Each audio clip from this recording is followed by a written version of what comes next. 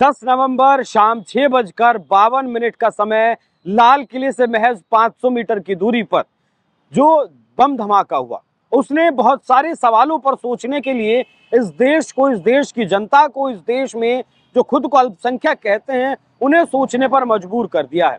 क्या इस धमाके के बाद वो बात सही कही जा सकती है जो जनरल, माफ कीजिएगा, सीडीएस बिपिन रावत की तरफ से कही गई थी? उन्होंने कहा था कि भारत पाकिस्तान के साथ जब युद्ध लड़ता है या कोई लड़ाई लड़ता है तो वो 2.5 मोर्चों पर लड़ाई लड़ता है। पहला मोर्चा पाकिस्तान का, दूसरा मोर्चा आपको चाइना के साथ लेना पड़ता है, और आधा मोर्चा इस देश में जो पाकिस्तान परस्त लोग बैठे हैं उनसे भी लड़ना पड़ता है। ऑपरेशन सिंदूर में हमने देखा किस तरीके से पाकिस्तान ने जो फर्जी एजेंडा चलाया था उसका समर्थन इस देश में बैठे बहुत सारे मुसलमानों ने किया था।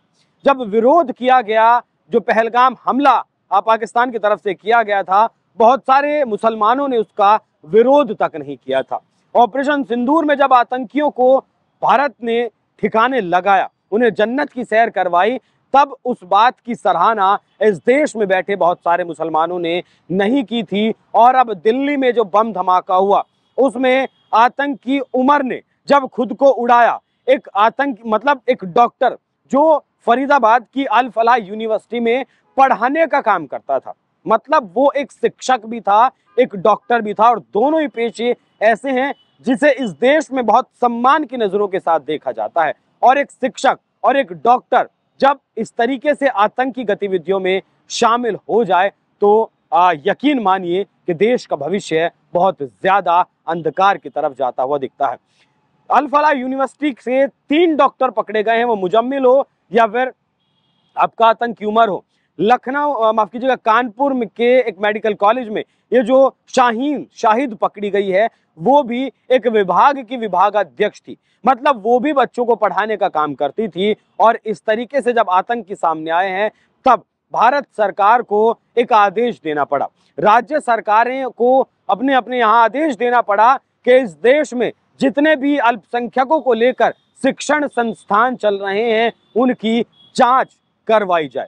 इस तरीके से आतंकी गतिविधियों से जुड़े हुए वो संस्थान तो नहीं है, उस मानसिकता से जुड़े हुए वो लोग तो नहीं है, या फिर कहीं और से निजी तौर पर उन्हें फंडिंग तो नहीं आ रही है जिससे कि आतंकवाद की फैक्ट्री को यहाँ पर चलाया जा रहा हो। सबसे पहले उत्तर प्रदेश के मुख्यमंत्री योगी आदित्यनाथ की तरफ से ये आदेश दिया गया था कि जितने भी मदरसे हैं उनमें कौन शिक्षक कहाँ से आता है, क्या पढ़ाता है, क्या उसका बैकग्राउंड है, किसी मामले में तो फंसा नहीं है पहले, इस तरीके की जो सारी जानकारी यहाँ है वो जुटाई जा रही हैं। और यकीन मानिए इस बात की जिम्मेदारी पता है आपको किसे दी गई है? उत्तर प्रदेश की एटीएस को, जिसे कहा जाता है एंटी टेररिस्ट स्क्वाड को जिम्मेदारी दी गई है। बच्चे जो इन मदरसों में पढ़ रहे हैं वो बच्चे कहाँ से आते हैं, कहाँ रहते हैं, क्या पढ़ते हैं, सारी फाइल योगी आदित्यनाथ ने अपनी टेबल पर मंगवा ली है। 2022 में उत्तर प्रदेश में जब सर्वे करवाया गया था मदरसों का तो 25,000 में से लगभग 13,000 उस वक्त लगभग 8,000 से ज्यादा मदरसे अवैध तरीके से चलते हुए पाए गए थे। ये वो मदरसे थे जो अपनी फंडिंग की जानकारी नहीं दे पाए थे। इन मदरसों ने कहा था, एक तो वो मान्यता प्राप्त नहीं थे, ऊपर से फंडिंग के बारे में उन लोगों ने कहा था कि ज़कात मतलब दान से ये मदरसे चल रहे हैं, लेकिन ज़कात की कोई रसीद तक भी वो नहीं दिखा पाए थे। अल फलाह यूनिवर्सिटी का जो फाउंडर है उसका 2 प्रॉपर्टी सऊदी अरब में है, और भी कई देशों में प्रॉपर्टी है, दिल्ली में भी बहुत सारी प्रॉपर्टी हैं। तो ईडी ने उसे गिरफ्तार किया है क्योंकि धन शोधन का मामला है, वित्तीय लेन देन का मामला है, पैसे की हेराफेरी का मामला है, उसे गिरफ्तार किया गया है। लेकिन मौलाना मदनी जैसे जो लोग हैं वो बयान देते हैं कि जब अमेरिका में ममदानी मेयर बन सकता है, लंदन में खान मेयर बन सकता है, तो भारत में क्यों नहीं? भारत में तो वाइस चांसलर कोई यूनिवर्सिटी का नहीं बन सकता।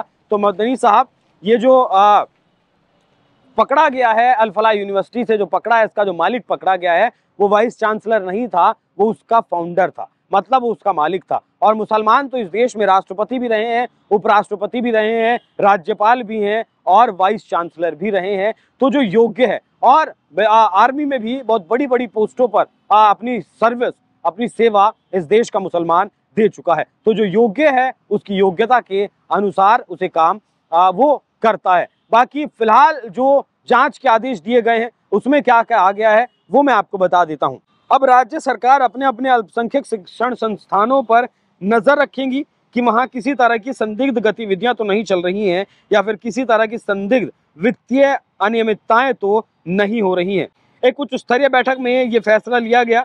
इस बैठक में एनआईए, ईडी जैसी केंद्रीय एजेंसियों के बड़े अधिकारियों के साथ राज्य सरकारों के प्रतिनिधियों ने आपस में विचार विमर्श किया। अब से राज्य सरकारों को जैसे ही अपने अल्पसंख्यक शिक्षण संस्थानों में किसी तरीके की संदिग्ध गतिविधियों की भनक लगेगी वो तुरंत केंद्रीय एजेंसियों को अलर्ट करेंगी। राज्य सरकारों से कहा गया है कि अगर कोई व्यक्ति अल्पसंख्यक शिक्षण संस्थान में नामांकन कराता है जिसका अतीत संदेहास्पद रहा है तो उन पर नजर रखें।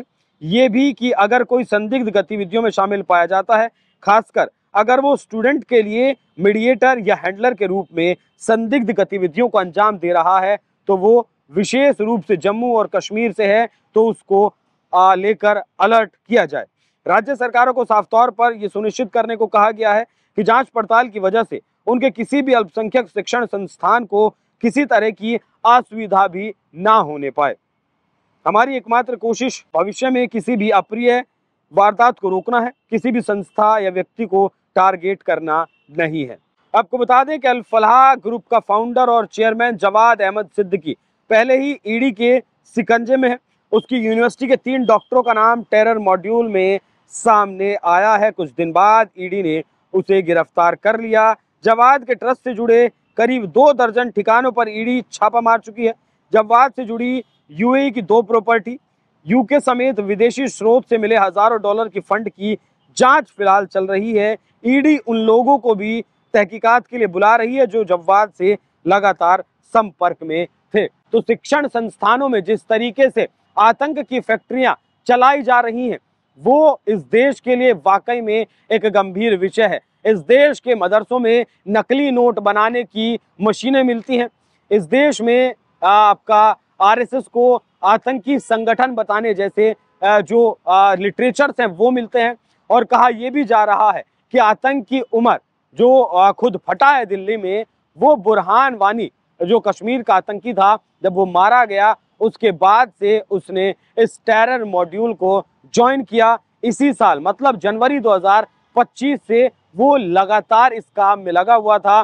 फरीदाबाद में जो विस्फोटक आया है वो बांग्लादेश से पहले बंगाल आया और बंगाल के बाद दिल्ली में आया। इनपुट्स ऐसे भी हैं कि 26 जनवरी को बंगाल को दहलाने की इन आतंकियों की साजिश है। तो पूरे इस सफेद पौश ये जो व्हाइट कॉलर के पीछे आतंक का मॉड्यूल चलाया जा रहा था, भारत की जांच एजेंसियां लगातार इसे ध्वस्त कर रही हैं। और इसका मतलब कितने और इसमें पढ़े लिखे इस तरीके से विश्वसनीय लोग जो हैं वो पकड़े जाते हैं, वो दिलचस्प देखना रहेगा। बाकी अल्पसंख्यक शिक्षण संस्थानों को लेकर राज्यों को जो निर्देश दिए गए हैं, आदेश दिए गए हैं, उन पर आप लोगों का क्या कहना है, कमेंट बॉक्स में अपनी राय जरूर बताइएगा। नमस्कार।